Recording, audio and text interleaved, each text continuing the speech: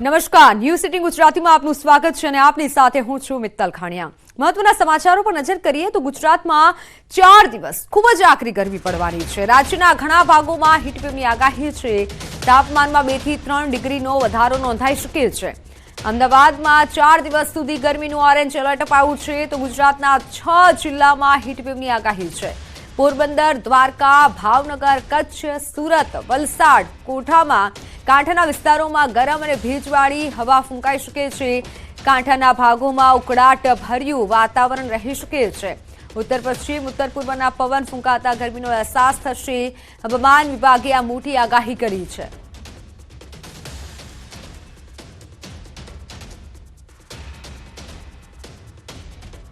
इसमें अगर हम बात करें हीट वेव अलर्ट की तो गुजरात रीजन में जो है सूरत एंड वलसाड़ जो है 2 डिस्ट्रिक्ट्स हैं साउथ गुजरात के, जिसमें अगले 5 दिनों तक हीट वेव कंटिन्यू करने के चांसेस हैं।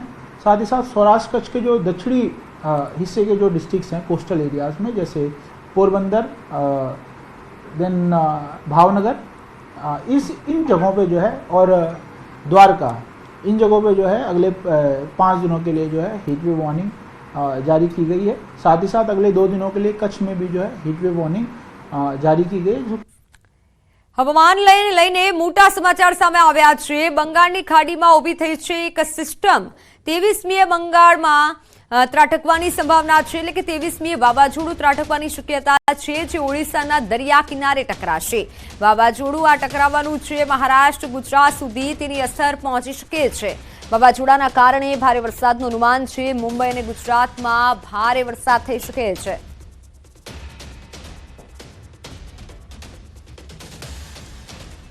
વાવાઝોડાના કારણે ભારે વરસાદનું અનુમાન વ્યક્ત કરાયું છે।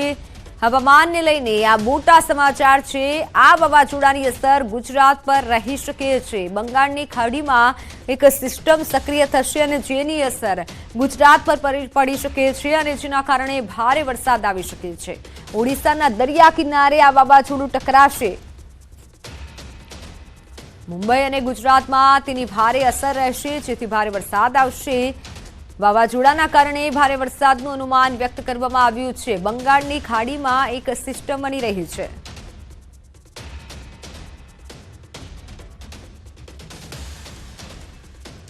દરિયામાં મોજા ઊંચા ઉછળશે અને તેની અસર ભારતના વિસ્તારોમાં પણ જોવા મળશે, કારણ કે બંગાળની ખાડીમાં જ્યારે કોઈ પણ વાવાઝોડા બને છે ત્યારે કાં તો મ્યાનમાર તરફ તે ફંટાતું હોય છે, કાં તો પછી પશ્ચિમ બંગાળ તરફ તેની અસર જોવા મળતી હોય છે। પરંતુ અહીંયા આપ જોઈ શકો છો કે વેસ્ટ બંગાળ તરફ આ વાવાઝોડું જઈ રહ્યું છે અને તેની અસર ભારતનો જે આ કોસ્ટલ એરિયા છે, એ પછી ઓડિશા, ભુવનેશ્વરનો આ જે વિસ્તાર છે ત્યાં અને આંધ્રપ્રદેશમાં પણ તેની અસર જોવા મળશે। આપ જોઈ શકો છો સીધું જ અહીંયા ભુવનેશ્વરથી આ તમામ જે આ વિસ્તારો છે કોસ્ટલ એરિયા ઓડિશાના, ત્યાં આ ટકરાઈ રહ્યું છે। અને આનો સમય ફરી એક વખત હું અત્યારે ટાંકીને કહી રહી છું કે આ જે સમય છે તે 24 અને 25 મેનો છે ને આ અંગે હવામાન વિભાગ પણ કહી ચૂક્યું છે। આ સાથે જ હવામાન નિષ્ણાતો પણ કહી ચૂક્યા છે કે ચોમાસા પહેલા વાવાઝોડું આવી રહ્યું છે, આંધી વંટોળ આવશે અને જો આ કોસ્ટલ એરિયા પર ટકરાય છે તો તેની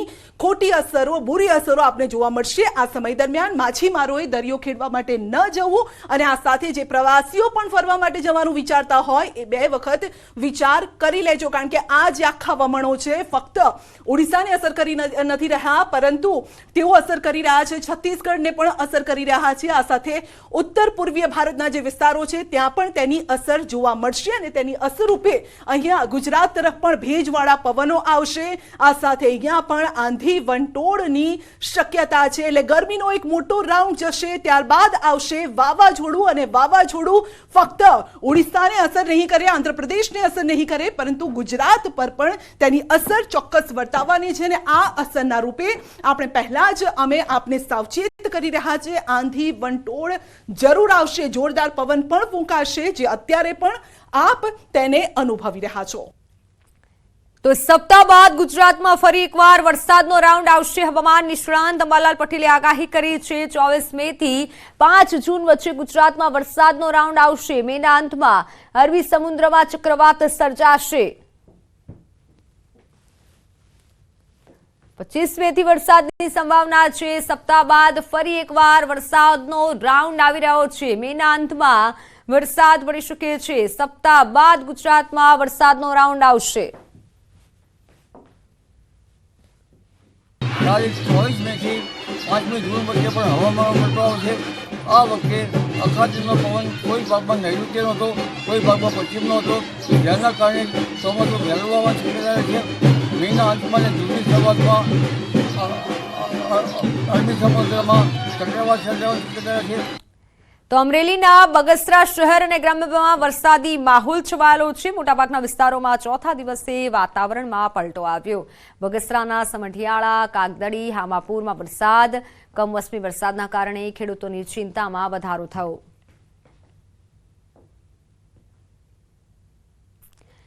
અમરેલી શહેર અને નજીકના ગ્રામ્ય વિસ્તારોમાં વરસાદ। અમરેલી, દેવળિયા, ચક્કરગઢ, ગોખરવાડામાં વરસાદ શરૂ થયો।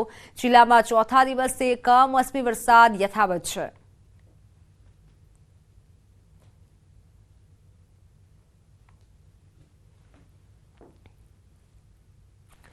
રાજકોટના આટકોટમાં ભારે પવનના કારણે વાડી વિસ્તારમાં રહેતા કાચા મકાનના પતરા ઉડ્યા।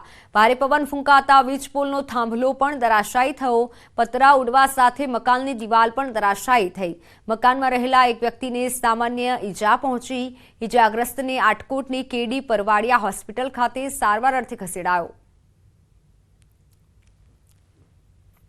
નજર હવે અન્ય સમાચારો પર। તો અમદાવાદમાં મદ્રેસાઓના મેપિંગની કાર્યવાહી શરૂ કરાઈ છે। જિલ્લામાં આવેલી મદ્રેસાના મેપિંગની કાર્યવાહી કરાઈ। સર્વે મામલે અમદાવાદ ડીઈઓએ બોલાવી એક બેઠક। મદ્રેસાઓમાં અભ્યાસ કરતા બિન મુસ્લિમ બાળકોનો સર્વે થશે। મદ્રેસામાં બીયુ પરમિશન, ફાયર સેફટીની તપાસ થશે। મદ્રેસાઓની સ્કેન કોપી સાથે હાજર રહેવા અધિકારીઓને ફરમાન કરવામાં આવ્યું છે। સ્કેન કોપી સાથે હાજર રહેવા અધિકારીઓને પણ ફરમાન કરાયું છે। ત્યારે મદ્રેસાઓના મેપિંગની કાર્યવાહી શરૂ કરવામાં આવી છે। જિલ્લામાં આવેલી મદ્રેસાઓની મેપિંગની કાર્યવાહી શરૂ કરાઈ છે। આ સર્વે મામલે અમદાવાદ ડીઈઓએ મહત્વની બેઠક બોલાવી ચર્ચા વિચારણા કરી છે અને અભ્યાસ કરતા બિન મુસ્લિમ ઓનલાઈન પર સંવાદદાતા સંજય ટાંક જોડાઈ ચૂક્યા છે। સંજય, મદ્રેસાઓની મેપિંગની કાર્યવાહી થશે, વધુ જાણકારી? મિત્તલ, જે છે રાજ્યના પ્રાથમિક શિક્ષણ વિભાગ દ્વારા એક જે મદ્રેસાઓ જે છે, રાજ્યમાં જે ચાલતા મદ્રેસાઓ છે તેની સર્વેની આપવામાં આવી છે। જેના પગલે અમદાવાદ જિલ્લા શિક્ષણ અધિકારી દ્વારા નવરંગપુરામાં આવેલી સેન્ટ ઝેવિયર્સ લોયોલા ખાતે એક બેઠક બોલાવવામાં આવી હતી અને જે સ્થળ નિરીક્ષકો છે તેઓને તમામ પ્રકારની જે વિગતો મદ્રેસાઓ જે ચાલે છે તે માં કેટલા વિદ્યાર્થીઓ, કેટલા બાળકો અભ્યાસ કરે છે, સાથે સાથે મદ્રેસાઓમાં કેટલા બિન મુસ્લિમ બાળકો અભ્યાસ કરે છે, આ ઉપરાંત મદ્રેસાને બીયુ પરમિશન છે કે કેમ, ફાયર સેફટી છે કે કેમ, મદ્રેસા ચાલી રહ્યા છે તેના ટ્રસ્ટીઓ કોણ છે, તે તમામ વિગતો જે છે તે એકત્રિત કરવાનો આદેશ કરવામાં આવે છે અને તેને લઈને અમદાવાદ જિલ્લા શિક્ષણ અધિકારી દ્વારા જે બેઠક બોલાવવામાં આવી હતી, માર્ગદર્શન આપવામાં આવ્યું હતું। જે સ્થળ નિરીક્ષકો છે તેઓ જે સ્થળ તપાસ કરશે અને તેનો એક રિપોર્ટ તૈયાર કરવામાં આવશે અને એ રિપોર્ટ જે છે તે પ્રાથમિક શિક્ષણ વિભાગને સુપરત કરવામાં આવશે। ખાસ કરીને વાત કરવામાં આવે તો અમદાવાદમાં 175 જેટલા મદ્રેસાઓ ચાલી રહ્યા છે, જેની તપાસ જે છે તે અત્યારે કરવામાં આવી રહી છે। બિલકુલ સંજય, પરંતુ આ સાથે ડીઈઓએ મહત્વની બેઠક પણ બોલાવી, એટલે કયા કયા મુદ્દાઓને હવે આવરી લેવાશે? કારણ કે ઘણા એવા વિદ્યાર્થીઓ છે તેની પણ ડિટેલ્સ લેવાશે। બિલકુલ, જે બેઠક બોલાવવામાં આવી હતી અને તેમાં આ જે સ્થળ નિરીક્ષકો છે તેઓને તમામ પ્રકારની વિગતો એકત્રિત કરવાની રહેશે। જે મદ્રેસામાં તેઓ જાય છે તે મદ્રેસામાં કેટલા બાળકો અભ્યાસ કરી રહ્યા છે, કયા કયા બાળકો જે છે તે તમામ વિગતો જે છે તે એકત્રિત કરવાની રહેશે અને આ ઉપરાંત કેટલા સમયથી આ મદ્રેસા ચાલે છે, તેના ટ્રસ્ટીઓ કોણ છે, તે તમામ વિગતો એકત્રિત કરવાની રહેશે અને એનું એક રિપોર્ટ જે છે તે બનાવવામાં આવશે અને એ રિપોર્ટ જે છે તે આ તમામ સ્થળ નિરીક્ષકો જે છે તે અમદાવાદ જિલ્લા શિક્ષણ અધિકારીને આ રિપોર્ટ સપરત કરશે અને ત્યારબાદ એક જે રિપોર્ટ તૈયાર થશે એ પ્રાથમિક શિક્ષણ વિભાગમાં જે છે તે સુપરત કરવામાં આવશે। જી બિલકુલ સંજય, આભાર માહિતી બદલ। તો નર્મદાના રાજકારણમાં ફરી એકવાર ગરમાળો આવ્યો છે. મનસુખ વસાવા અને ચેતર વસાવા આમને સામને આવ્યા છે. ચેતર વસાવા પર ટીડીઓને ધમકી આપ્યાનો આક્ષેપ છે. બંધ ઓફિસમાં ધાક ધમકી આપી હોવાનો આરોપ છે. મનસુખ વસાવાએ સોશિયલ મીડિયામાં પોસ્ટ મૂકી છે.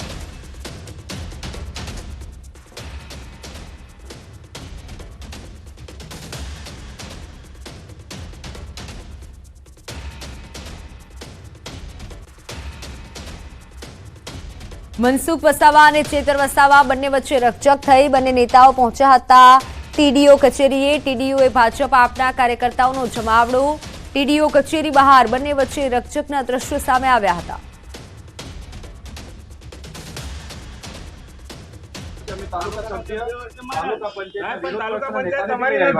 સંજયભાઈ છે પ્રમુખ છે તમે નથી.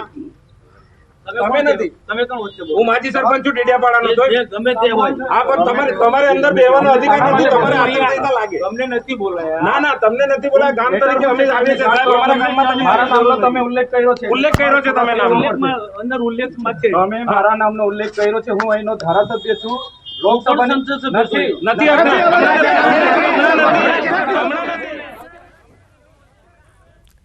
પોલીસને ઉગ્ર રજૂઆત સમયે ચેતર વસાવાનું નિવેદન. મનસુખ વસાવા ડેડિયાપાડાના રહેવાસી નથી તેવું નિવેદન ચેતર વસાવાએ આપ્યું. હાલ મનસુખ વસાવા પાસે કોઈ હોદ્દો પણ નથી. કેમ તાલુકા પંચાયતમાં 1 કલાકથી બેઠા છે તેવા સવાલ ચેતર વસાવાએ ઉઠાવ્યા. મનસુખ વસાવાને કચેરી બહાર બોલાવો. એમને છે ને એ પોતે ડેડિયાપાડાના નાગરિક નથી. એ પોતે હમણાં કોઈ પદ પર નથી. બરાબર. હમણાં લોકસભાની ચૂંટણી ગઈ છે. 4 જૂને રિઝલ્ટ આવશે ત્યારે જે તે વ્યક્તિ ચૂંટાય, હું ચૂંટાય કે એ ચૂંટાય, એ પદ પર રહેશે. સાંસદમાં એ રહેશે. બરાબર. આજે તાલુકા પંચાયતમાં કયા હોદ્દાની રૂએ એ ખુરશીમાં બેઠા છે કલાકથી. બધાને શું કરવા બોલાવ્યા છે? પદાધિકારી જેટલા તાલુકાના સભ્યને બોલાવ્યા છે. અમે બધા તાલુકા સભ્યને લઈ આવ્યા છે. વિરોધ પક્ષના નેતા બી છે અમારા. વિરોધ પક્ષના નેતાને બી લઈ આવ્યા છે.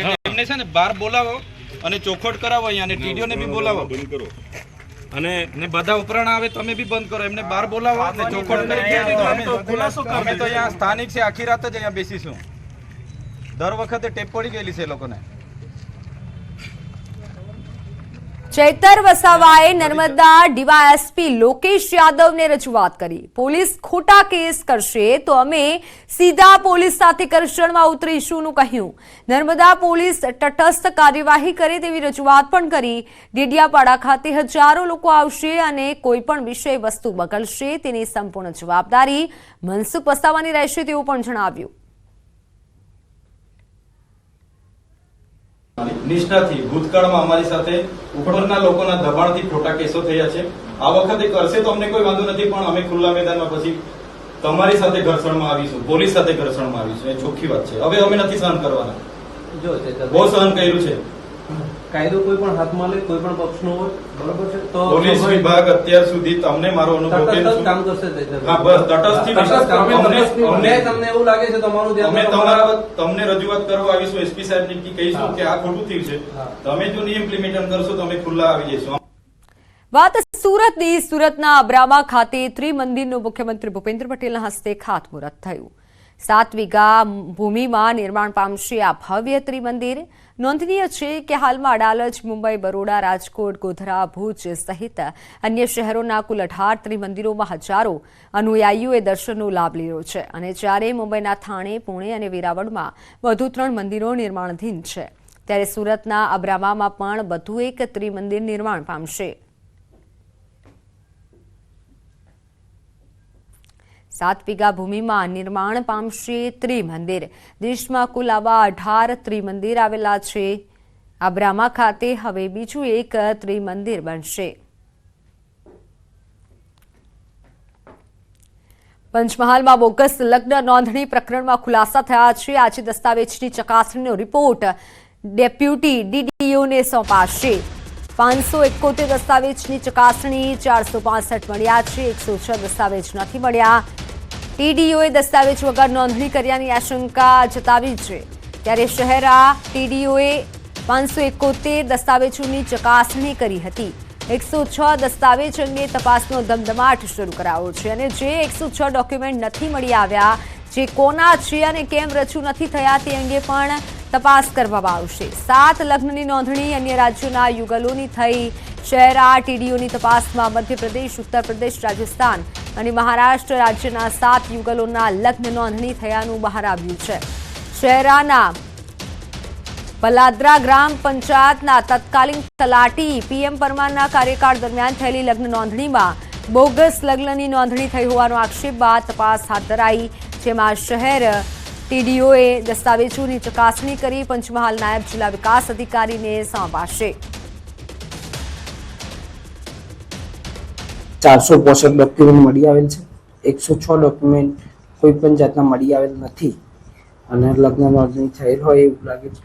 અને એની અંદર જોતા અમુક ડોક્યુમેન્ટની અંદર થોડીક વિસંગતતાઓ પણ જોવા મળેલી છે, જેમાં અમુક દાખલા તરીકે જોઈએ તો પ્રમાણનો દાખલો જરૂરી છે એ પણ નથી, અમુકમાં નથી, અમુક દાખલામાં તો એવા થોડી નાની નાની વિસંગતતાઓ પણ જોવા મળેલી છે. એનો વિગત તૈયાર કરી અને આવતીકાલે માન્ય નાયબ જિલ્લા વિકાસ અધિકારીને એને સુપ્રત કરવામાં આવશે. અલગ અલગ રાજ્યોમાંથી ટોટલ 7 લગ્ન નોંધણી જોવા મળેલા છે. એમપી એક તો મહારાષ્ટ્રનું છે, એમપીનું છે, યુપીનું છે, રાજસ્થાન છે, એક લગ્ન નાગાલેન્ડની છોકરી છે, ગુજરાતમાં પરણેલી છે. કોલેજમાં અભ્યાસ કરતા સામાજિક અને શૈક્ષણિક રીતે પછાત વર્ગના વિદ્યાર્થીઓને રાજ્ય સરકાર શિષ્યવૃત્તિની સહાય કરે છે, જે અંતર્ગત રાજ્ય સરકાર દ્વારા વિદ્યાર્થીના ખાતામાં 40%, જ્યારે કેન્દ્ર સરકાર દ્વારા 60% રકમ જમા કરાવવામાં આવે છે. પરંતુ છેલ્લા કેટલાક સમયથી વિદ્યાર્થીઓની આ શિષ્યવૃત્તિનો લાભ ન મળતો હોવાથી ફરિયાદો ઉઠી છે. અમદાવાદના દાણી લીમડામાં રહેતા હર્ષિલ પરમાર કે જે ગાંધીનગરની કેપિટલ નર્સિંગ કોલેજમાં અભ્યાસ કરે છે. હર્ષિલે ન્યૂઝ 18 સાથેની વાતચીતમાં જણાવ્યું કે 48,000 જેટલી ફી તે નર્સિંગના અભ્યાસ માટે ભરે છે. પોતે એસસી કેટેગરીમાં આવે છે. 2021માં સ્કોલરશિપ માટે ફોર્મ ભર્યું હતું અને તે સમયે તેના ખાતામાં માત્ર 20,000 જેટલી રકમ એટલે કે માત્ર 1 હપ્તો જ જમા થયો હતો, પરંતુ બીજો હપ્તો આજ દિન સુધી જમા થયો નથી. આ મામલે હર્ષિલે ગાંધીનગર સમાજ કલ્યાણ વિભાગમાં ફરિયાદો કરી છે, તેમજ તેની કોલેજમાં પણ આ અંગે પૂછપરછ શરૂ કરાઈ છે, પરંતુ હજી સુધી તે આ અંગે તેને યોગ્ય જવાબ નથી મળ્યો.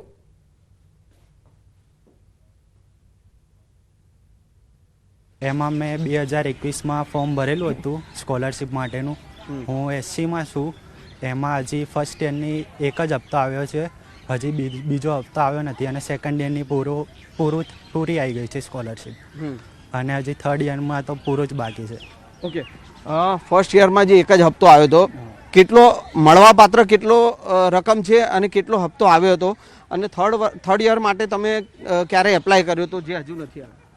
મેં ફર્સ્ટ યરમાં 2021માં અપ્લાય કર્યું હતું કે જેમાં એમાં ફર્સ્ટ હપ્તો 20,000 જ આવ્યો છે અને બીજાના 30,000 જેવા બાકી છે. અને થર્ડ યરમાં હમણાં જ આપણે ડિસેમ્બરમાં અપ્લાય કર્યું હતું, એનું હજી સુધી કંઈ પણ આવ્યું નથી. ઓકે, તો આને લઈને ક્યાં ક્યાં રજૂઆત કરી કે તમે આ જે શિષ્યવૃત્તિનો હજુ પણ લાભ નથી મળ્યો, તો ક્યાં ક્યાં રજૂઆત કરી ચૂક્યા? અમે ગાંધીનગર આપણે સમાજ કલ્યાણમાં પણ કીધું હતું, એમના દ્વારા કોલેજમાં પણ આવ્યા હતા ચેકિંગ માટે, પણ તો પણ કંઈ નિવારણ હજી આવ્યું નથી. અમારી જ કોલેજમાં આમ તો ખાસા બધા છે જે એસસી સ્ટુડન્ટ છે. અમારા ક્લાસમાં 20 જેવા તો સ્ટુડન્ટને આવી જ નથી. અમારા જીએનએમમાં બીએસસીમાં પણ ઘણા લોકો છે કંઈ એમની આવી નથી. સરકાર દ્વારા સામાજિક રીતે જે પછાત વર્ગના જે લોકો છે તે વિદ્યાર્થીઓને અભ્યાસ માટે શિષ્યવૃત્તિ જે આપવામાં આવે છે, પરંતુ એ શિષ્યવૃત્તિ ક્યાંક ને ક્યાંક આ હર્ષિલ પરમાર છે તેને મળી નથી. તેની સાથે તે પોતે પોતાના મિત્રનું ફોર્મ પણ લઈને આવ્યો છે.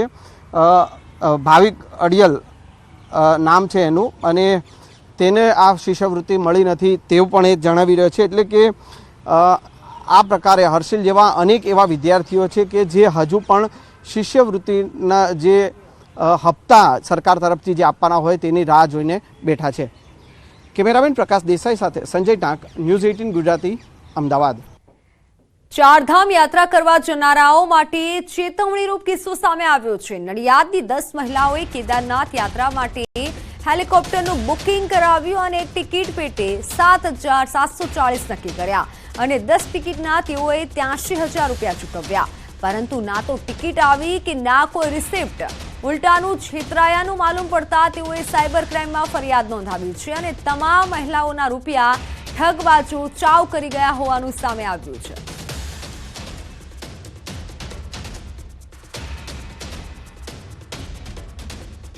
એમાં અમે ચારધામ જવાના હતા.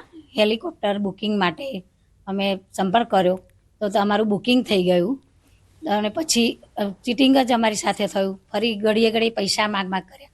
3 વખત અમે પૈસા ભર્યા પણ છતાં અમારી ટિકિટ આવી નહીં. તેથી પછી અમે સાયબર ક્રાઇમ બ્રાન્ચમાં ગયા.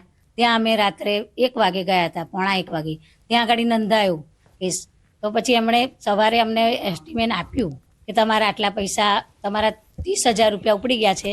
આગળ અમે ક્રાઇમ ટાઉનમાં ગયા તેમને એવું કહું કે પોલીસ સ્ટેશન ટાઉનમાં ગયા તેમને એવું કહું કે 1930 પર ફરિયાદ નોંધાવ સાયબર ક્રાઇમમાં. તો અમે ત્યાં ગયા તો ત્યાંથી અમને જવાબ આપ્યો કે તમે સવારમાં તમે આવજો એટલે તમને બધું રેકોર્ડ આપી દઈશ. એટલે એ બધું કાગળિયાની કાર્યવાહી કરી કે 30,000 તમારા ઉપડી ગયા છે, હવે તમારું કશું થાય નહીં, કે અમે અહીંયાથી ખાતું બ્લોક કરાવીશું. ત્યાંની બેંક ક્યારે બ્લોક કરે એ ખબર નહીં.